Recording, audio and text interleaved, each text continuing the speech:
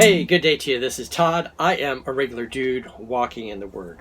We are going through First Thessalonians here, and we are getting close to the end, but we have a section here where Paul, he talked about, surviving the end times, or thriving, really, in the end times. But then he says, he kind of spits out really quickly 22 commands. And these are 22 commands I'm calling the 22 commandments to Christians living in the end times. Okay, and this is part 4. And so we're just taking up not one command per day, but several of these commands. And sometimes it's 3, sometimes it's 4. Today it's 2. Okay, so I wanted to talk today about verse 15. And the first one of those is don't pay back wrong for wrong. And the second one we're talking about today is to strive to do what is good for each other and everyone else. Okay, so sometimes it's hard for me to read my handwriting here, especially if I don't have my spectacles on. So let me read here today. This is taken from 1 Thessalonians chapter 5, and I'm going to be reading verses 15. I encourage you to read all of this whole, from verses 12 to the end of the chapter in context so you understand it. Remember, to understand this fully, this was written to the church in Thessalonica. Okay, so we talked about the other day, one of the commands was live at peace with each other.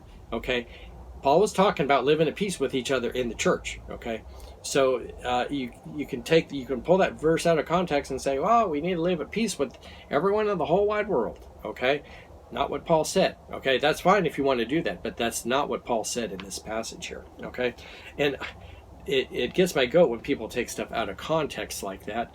Out of scripture, just like if I was working and I hit my toe and I said, oh man, I wish my toe was cut off so it wouldn't hurt anymore, or something something stupid like that, and someone hears it and then they go, that's all they hear, and they go, oh, Todd is wishing that he never had toes. Well, that's not what I'm saying in context, but anyway, that's what happens when you take stuff out of context like that. You need to read that whole passage around there to understand it. So verse 15, and I say all that, and I'm going to just read just one verse here. But I think if I read that one verse, we'll be able to understand it, though. Make sure that nobody pays back wrong for wrong, but always strive to do what is good for each other and for everyone else. Okay. Oh, so those two commands right there. First one, don't pay back wrong for wrong. Okay? The thing is, when someone does something to you, they do something wrong, a lot of times we feel we need to do something wrong for them. Okay? So if I'm driving down the road and someone cuts me off, what do I feel I need to do? Do I feel like I need to just back off and let that person go and crash into someone else or whatever?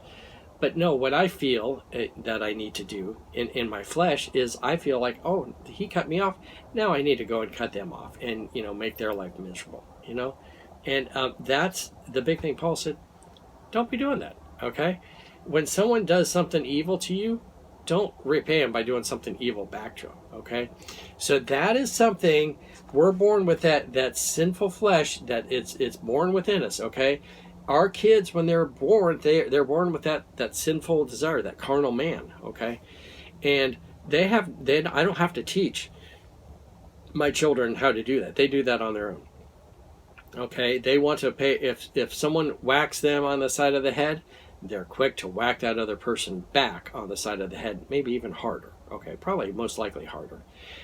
So the paying back evil for evil, we don't have to teach that. The kids know that. And that's just part of the sinful nature. It goes against our grain, we as humans, to follow God's ways. And when someone pays us back evil, does something evil to us, for not to respond by doing something evil back to them, but just letting it go. Okay, that's the first thing to do, is to let it go. But then you're going to find out the next one here. It says, strive to do what is good for each other and everyone else. Okay. There's when I'm reading through and studying this stuff, and then I read through the commentaries, like I was reading the J. Vernon McGee commentary on this section, and he was saying here, we don't live like that today. And if you look at the modern politics, if someone does something for you, you feel like you have to pay it back. And so, for example, right now that, in Congress, they're trying to, elect a majority.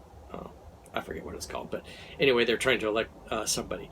But to get to that position, you've got to like make a deal. Hey, if you elect me, I'll do this for you. And so all this deal making going on. If you do this, I'll do this, and so forth. And Paul is saying, strive to do what is good for each other. Look for ways that you can be good for each other, and do good for each other. Okay, even though someone has done something bad for you. So rather than in the politics, you do something good for me, and I'll do something good for you. But if you do something bad to me, oh, you're going to feel my wrath, and then I'm going to do something bad to you. Okay, we've got these alliances and everything else. But Paul is saying, hey, live beyond that. Look for ways you can do good to others. And he didn't say it like conditionally, if they do good to you. He's saying just do good to others, okay? So that means if someone does something bad to me, I'm still to do good to them, okay? I might go to a restaurant and just have terrible service, and so forth. Am I to respond to that restaurant in terrible ways? No, God is saying, Paul is saying here, hey, you need to look for ways to do good in that situation. Okay, change things around. But I want you to notice here, this was written to the church, but take notice here. It says, make sure that nobody pays you back wrong for wrong, but always strive to do what is good for each other. Okay, that's in the church. You do good for each other in the church. And then he says, and for everyone else. That means that people outside the church. Okay, so no longer is it just I'm to do good to those people in the church, which that's like easy to do. Oh, bless God, yeah, you did this for me, I'll do this. Oh yeah, I can forgive you for that.